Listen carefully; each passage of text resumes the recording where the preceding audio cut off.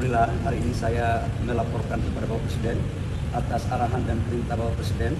Kemarin kami di Rusia untuk menindaklanjuti kesepakatan antara pemimpin dari kedua negara, dalam hal ini Presiden Prabowo sama Presiden Putin, di mana hasil-hasil kesepakatan itu adalah menyangkut dengan kerjasama jangka panjang, khususnya di bidang energi. Kita tahu bahwa konsumsi daripada BBM kita satu hari itu 1,6 juta barel per day, dan lifting kita hanya kurang lebih sekitar 600 sampai 610 barel per day.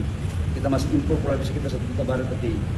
Di tengah kondisi global yang seperti ini, kita harus mampu mencari cadangan-cadangan minyak dari berbagai sumber, tidak hanya satu negara, tapi di hampir semua negara. Alhamdulillah kemarin atas arahan Bapak Presiden sudah saya bertemu dengan Menteri SDM dan utusan khusus daripada Presiden Putin, dan kabarnya alhamdulillah cukup menggembirakan bahwa kita akan mendapat pasokan crude dari Rusia, dan juga dari pihak Rusia akan siap membangun beberapa infrastruktur yang penting dalam rangka meningkatkan cadangan dan ketahanan energi nasional kita. Selain itu kita juga melakukan komunikasi terkait dengan LPG. Kita tahu bahwa LPG kita kurang lebih sekitar 7 juta ton setiap tahun kita impor, dan sekarang kita lakukan diversifikasi, dan insya Allah kita juga akan mendapat support. Tetapi yang ini masih butuh perjuangan, masih butuh komunikasi 2 atau 3 tahap. Tapi kalau perutnya saya pikir udah hampir final. Pasti pertanyaan kemudian adalah, apakah dengan kita membeli crude dari Rusia, kemudian bagaimana perjanjian kita dengan negara lain, termasuk dengan Amerika? Saya katakan bahwa kebutuhan crude kita setiap tahun itu kurang lebih sekitar 300 juta ton, 300 juta barel. Jadi semuanya kita ambil, mana yang menguntungkan untuk negara kita harus kita lakukan. Itu pertama yang saya sampaikan kepada media. Yang kedua, saya juga tadi baru habis melapor kepada Bapak Presiden dalam rangka menindaklanjuti perintah Bapak Presiden waktu di Raker kemarin, seluruh menteri dan eselon 1 dan wakil menteri, terkait dengan penataan lahan-lahan di perizinan tambang di dalam kawasan hutan. Ada di hutan lindung, ada di hutan konservasi, ada kemudian di cagar alam, dan beberapa IUP yang dalam kawasan hutan. Tadi kami juga sudah melaporkan kepada Bapak Presiden karena saya dikasih waktu 1 minggu.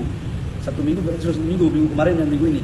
Saya sudah melaporkan, dan insya Allah hasilnya juga baik, dan sudah saya mendapatkan arahan teknis untuk segera saya akan melakukan eksekusi lebih lanjut. Demikian teman-teman media. Pak Daniel, nilai pasokan crude-nya dan investasinya udah ada apanya, Pak?